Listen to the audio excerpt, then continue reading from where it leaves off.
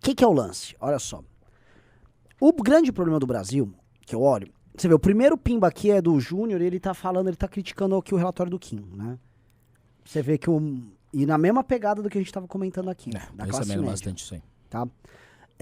Que eu quero comentar com vocês? Nós vivemos, é muito difícil falar em medidas liberais de forma pura, num estado que é um estado patrimonial. O que é o estado patrimonial? Você é muito preciso quando você fala em cortar a cabeça do rei. Porque não é um rei que vai cortar, tipo, sei lá, ele vai chegar no príncipe lá e vai cortar a cabeça. Sim. O que ele tá falando é o seguinte, um estado patrimonial é um estado em que, vamos dizer, o estado em si, ou o aparato estatal, ele pertence a alguém.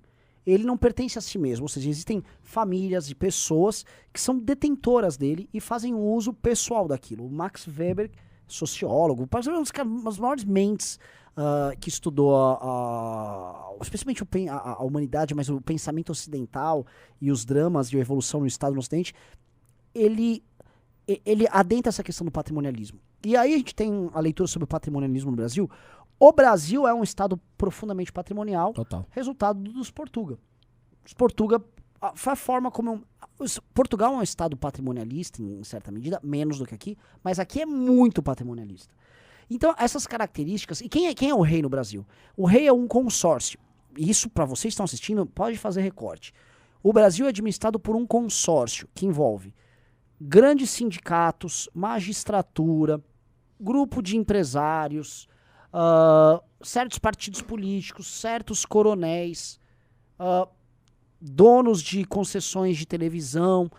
O Brasil é tocado por essas pessoas. Existe um consórcio que administra o Brasil na base de privilégios. E esse consórcio, ele tem conflitos internos dentro dele, mas ele se mantém através destes privilégios, ou seja, da apropriação de uma população que é economicamente ativa dos recursos dela, e esses recursos são direcionados a eles, e eles mantêm não só seus padrões de vida, mas suas posições de poder. E eles se apropriam do Estado para isso. Então, quando você pega, por exemplo, a Associação dos Magistrados, e eles fazem um lobby, e eles conseguem lá no STF ou em outro lugar aumentar o próprio salário e foda-se, fica muito difícil a gente falar para a classe média falar que ela tem que fazer um sacrifício em nome das contas públicas, porque as contas não são públicas. República quer dizer res pública, coisa pública. Então, o conceito de que o Estado, ele pertence ao que é público, é do interesse público. Mas não, o Estado não é público aqui. Não existe interesse público no Brasil. Então, toda vez que nós da MBL falamos, vamos fazer um sacrifício assim, assim, assado, as pessoas estão ficando mais falando, vão tomar no cu de vocês. Os magistrados que ganham 50 pau por mês. Porra! E aí é difícil a gente falar em reforma liberal, porque nós não vivemos num Estado liberal. Nosso Estado, ele é parcialmente liberal. É igual falar que a gente vive numa democracia. O que tem? É porque as pessoas votam? Agora os partidos políticos têm dono. Os partidos políticos decidem quem é candidato, decidem quem tem grana. Então, a gente não vive numa democracia, assim como a gente não vive numa república. A gente vive, assim, num sistema patrimonialista que tem dono. E o que está acontecendo? Está vindo uma crise e o Brasil está saindo fora de cadeias globais de produção. O Brasil está ficando para trás. E o que acontece num cenário desse? Conforme o Brasil vai ficando para trás, e ficar para trás, e ficar para trás, eles têm que manter o quinhão deles. E aí você está gerando uma desigualdade social gigante desses caras. E é muita gente se apropriando. Eu sempre cito de banco. Né? A galera me xinga que a gente tem aqui no MBL News as putinhas de banco. O cara vem aqui defender o lucro do Bradesco, tá ligado? Não, mas é... E caralho, porra! O banco é um que tá roubando a gente. E é roubo! É roubo! Eu vou pegar aqui, vou mandar... Posso? Eu não quero ficar com um discursinho, é que eu vou passar a bola pra vocês, porque vocês são pré-candidatos. E eu vou jogar pra vocês assim. Quando os liberais, eu entendo a crítica da galera no discurso do Renan de banco. Só que eu acho que a galera tá pegando um discurso macro do liberalismo e tentando adaptar algumas realidades. No Brasil, o que o banco faz não é o que o banco faz nos Estados Unidos da América ou em alguns outros países. No Brasil, o banco ele faz parte desse patrimonialismo. Então, meia dúzia de bancos que eles ficam se cartelizando e se dividindo. Ou seja, tal banco vai fazer empréstimo para microempreendedor, tal banco vai ser o banco do cartão de crédito, tá bom que vai ser pra tudo. Não é capitalismo, não é livre mercado isso aí. Você pegou aí já o dos bancos? Então, faz parte também do patrimonialismo, até os nossos capitalistas, pega os nossos grandes empresários. Também são pessoas que olham o Estado brasileiro como meio de se servir e não de servir. O grande empresário brasileiro, não o médio empresário, o empreendedor, ele vê o Estado brasileiro como, como eu vou conseguir um subsídio aqui com esse Estado, como eu vou conseguir um empréstimo com o BNDES aqui pra conseguir ganhar mais grana. Ou seja, não é capitalismo que a gente tem. Não é livre mercado que a gente tem, não é democracia que a gente tem, não é sistema bancário que a gente tem, é tudo uma farsa. A farsa faz parte do sistema patrimonialista, né? Tipo, é tudo uma grande farsa, tem que fingir pra enganar a população e continuar extraindo dela. Então, a elite do Brasil, né? Parece um discurso de esquerda falar de elite, quando na realidade é um discurso liberal. Tipo, falar de elite no Brasil é uma elite que ela tenta se servir da população e não servir, né? São os servidores que tentam mamar da população. Não, é até importante... Só vou te ler, pode falar, Renan, depois eu falo aí. Assim, eu vou falar um texto do Marx sobre os Estados Unidos.